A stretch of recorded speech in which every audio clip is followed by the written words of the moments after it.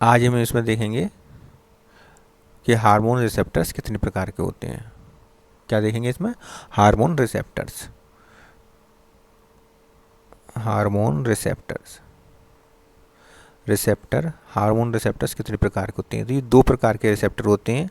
एक तो होते हैं सेल मेम्ब्रेन पर पाए जाते हैं, तो इन्हें मेम्ब्रेन रिसेप्टर कहते हैं। और दूसरे होते हैं इंट्रासेलुलर रिसेप्टर, जो सेल के भीतर होते हैं। Intracellular receptor, intracellular receptor. Membrane receptor जो सेल के बाहर होते हैं या सेल के मेम्ब्रेन पर होते हैं। ये क्या कौन से होते हैं? ये होते हैं प्रोटीनियसिस,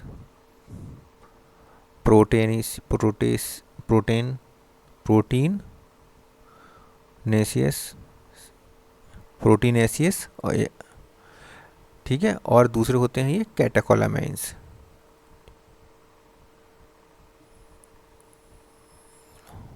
कैटिकोलामाइंस, ठीक है, कैटिकोलामाइंस, कैटिकोलामाइंस, ठीक है। कैटिकोलामाइंस कौन कौन होते हैं? नॉरएपिनेफ्रिन और एपिनेफ्रिन। और बाकी जो प्रोटीनियसिस, ये दोनों जो होते हैं इनके रिसेप्टर्स मेम्ब्रेन पर, सेल की मेम्ब्रेन पर पाए जाते हैं, बाहरी पाए जाते हैं। प्रोटीनियसिस हार्मोन और कैटेकोलामाइंस के, ठीक है। इसके बाद आते हैं दूसरे इंट्रासेलुलर रिसेप्टर, जो सेल के भीतर होते हैं। सेल के भीतर ये साइटोप्लाज्म में भी हो सकते हैं, साइटोसोल में, और न्यूक्लियस के अंदर भी हो सकते हैं। अगर ये न्यूक्लियस के बाहर है, साइटोप्लाज्म में है, तो इन्हें कहेंगे एक्स्ट्रा न्यूक्लियर रिसेप्टर। और न्यूक्लियस के अंदर है तो इन्हें कहेंगे इंट्रान्यूक्लियर रिसेप्टर, ठीक है। एक्स्ट्रा सेलुलर रिसेप्टर जो साइटोप्लाज्म में पाए जाते हैं, ये सभी क्या होते हैं? ये सभी स्टेरॉइड्स होते हैं। क्या होते हैं? ऑल स्टेरॉइड्स, सभी स्टेरॉइड्स होते हैं, लेकिन थायरॉक्सिन को छोड़कर, एक्सेप्ट थायरॉक्सिन। जबकि इंट्रान्यूक्लियर रिसेप्टर्स होते हैं, ये थायरॉक्सिन होते हैं, T3, T4, ये थायरॉक्सिन जो हार्मोन होते हैं ये होते हैं इसमें। इंट्रान्यूक्लियर रिसेप्टर में थायरॉक्सिन हार्मोन होते हैं, और एक्स्ट्रा बाकी जो बचते हैं सभी steroid hormone extra nuclear receptors के अंतर्गत आते हैं, ठीक है। अब ये स्टेरॉइड जो हार्मोन है, लिपिड हार्मोन जो है, ये किस प्रकार वर्क करते हैं? इसमें देखिए ये किस प्रकार वर्क करते हैं।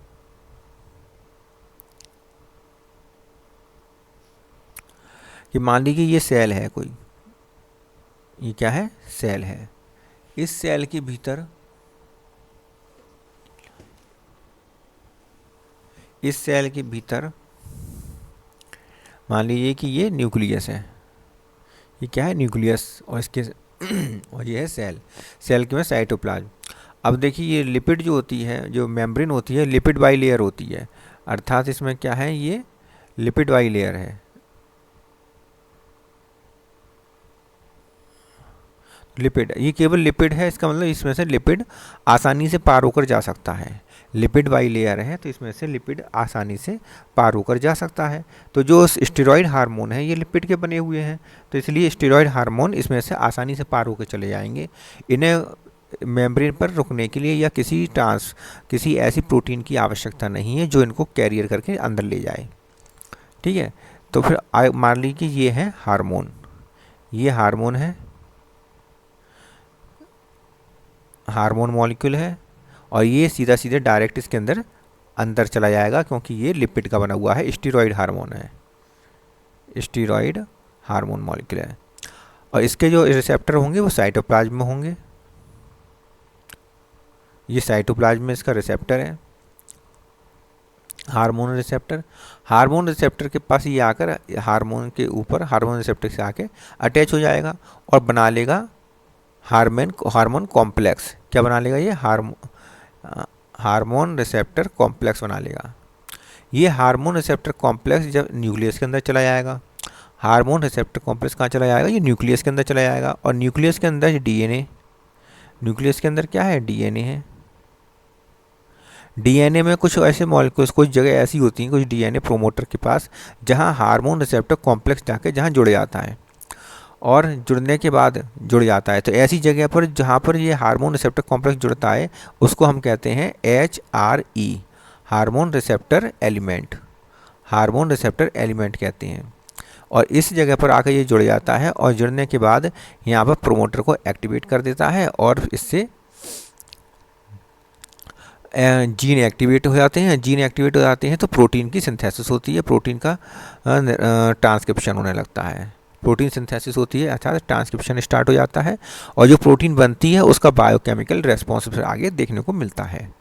ठीक है, तो इस प्रकार की जो रिएक्शन है ये स्टेरॉयड हार्मोन का रिएक्शन है कि स्टेरॉयड हार्मोन सेल के अंदर डायरेक्ट चले जाते हैं और इसके अंदर साइटोप्लाज्म में या साइटोसोल में हार्मोन रिसेप्टर्स पाए जाते हैं, वहाँ आकर ये बाइंड कर जाते हैं और HR कॉम्प्लेक्स बना लेते हैं, हार्मोन रिसेप्टर कॉम्प्लेक्स बना लेते हैं। ये हार्मोन रिसेप्टर कॉम्प्लेक्स न्यूक्लियस के अंदर जाता है, न्यूक्लियस के अंदर जाता है और न्यूक्लियस के अंदर जाने के बाद ये डीएनए में प्रोमोटर के पास प्रोमोटर में स्थित HR element, hormone receptor element से आकर जुड़ जाता है, उसको एक्टिवेट कर देता है और जीन एक्टिवेट हो जाते हैं। जीन एक्टिवेट होने से प्रोटीन की सिंथेसिस होती है और बायोकेमिकल रेस्पॉन्स हमें देखने को मिलता है। दूसरा जो है वो है enzyme protein hormone. Protein hormone जो होते हैं प्रोटीनेसियस हार्मोन, ये जो प्रोटीनेसिस हार्मोन जो होते हैं ये लिपिड को पार नहीं कर सकते, क्योंकि ये लिपिड नहीं है तो ये लिपिड को पार नहीं कर सकते। इनके जो रिसेप्टर्स हैं वो सेल मेम्ब्रेन पर बाहर की तरफ ही पाए जाते हैं, सेल मेम्ब्रेन पर पाए जाते हैं। ठीक है, ये सेल मेम्ब्रेन है, लिपिड बाई लेयर की बनी हुई है, तो डबल लेयर बना दे रहे हैं, ये लिपिड बाई लेयर की बनी हुई है। यहाँ पर सेल HR पाए जा रहे हैं, ये क्या है? हार्मोन रिसेप्टर, हार्मोन रिसेप्टर है। इस हार्मोन रिसेप्टर से आकर ये हार्मोन जुड़ जाएगा, ये हार्मोन जो है ये हार्मोन जाएगा और इस पे जाकर अटैच हो जाएगा, हार्मोन रिसेप्टर कॉम्प्लेक्स बना लेगा। हार्मोन रिसेप्टर कॉम्प्लेक्स बनाएगा, उसी जगह पर स्थान पर नीचे की तरफ एक इम्पॉर्टेंट G प्रोटीन पाई जाती है। क्या पाई जाती है? ये G प्रोटीन, इसे कहते हैं G प्रोटीन, ग्लोबुलर प्रोटीन। ये ग्लोबुलर प्रोटीन होती है, G प्रोटीन कहते हैं इसे। G प्रोटीन क्या काम करता है कि सेकेंडरी मैसेंजर को एक्टिवेट कर देता है, सेकेंडरी मैसेंजर को एक्टिवेट कर देता है।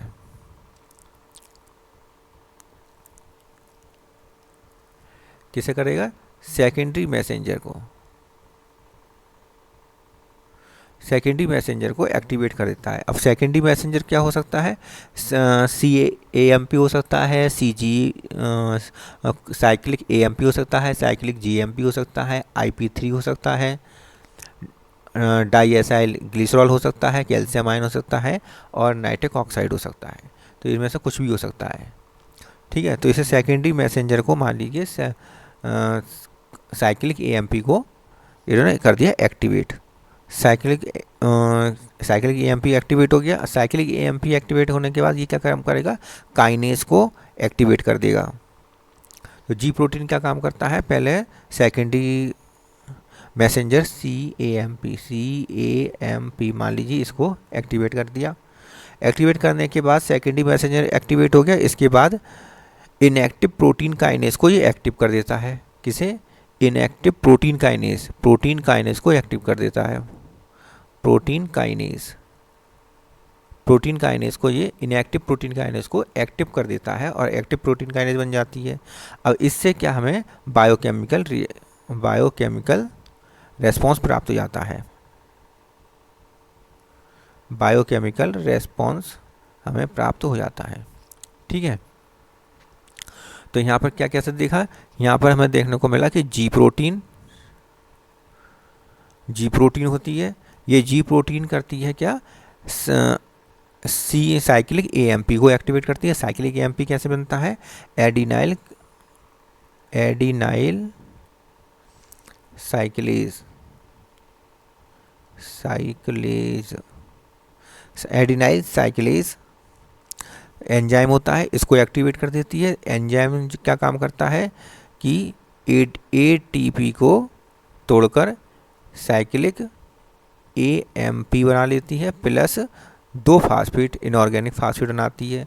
ये साइक्लिक एएमपी एक्टिव हो गया और ये क्या काम करेगा कि इनएक्टिव प्रोटीन काइनेज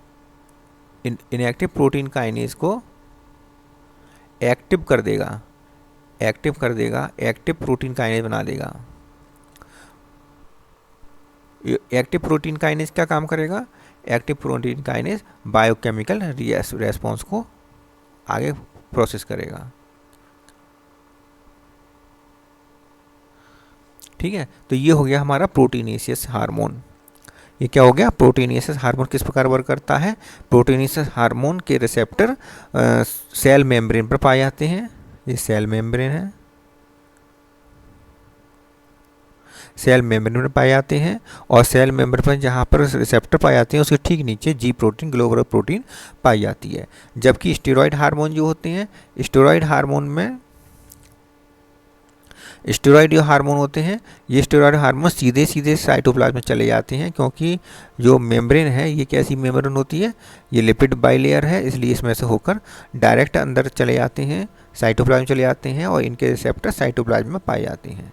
साइटोप्लाज्म में ये रिसेप्टर कॉम्प्लेक्स बना लेते हैं, रिसेप्टर से साथ मिलकर कॉम्प्लेक्स बना लेते हैं और ये कॉम्प्लेक्स फिर न्यूक्लियस के अंदर पहुंच जाते हैं। वहाँ पर ये हार्मोन रिसेप्टर एलिमेंट के साथ बाइंड होकर उसको एक्टिवेट कर देते हैं, प्रोमोटर को एक्टिवेट कर देते हैं। ठीक है, इस प्रकार ये आज का सेशन सही ख़त्म होता है। अब नेक्स्ट वीडियो में हम देखेंगे कि एक्स्ट्रा और इंटर दोनों हो गए इसमें। ठीक है, नेक्स्ट वीडियो में हम कुछ नया टॉपिक लेकर आएंगे। वीडियो अच्छी लगी हो तो लाइक करें, शेयर करें।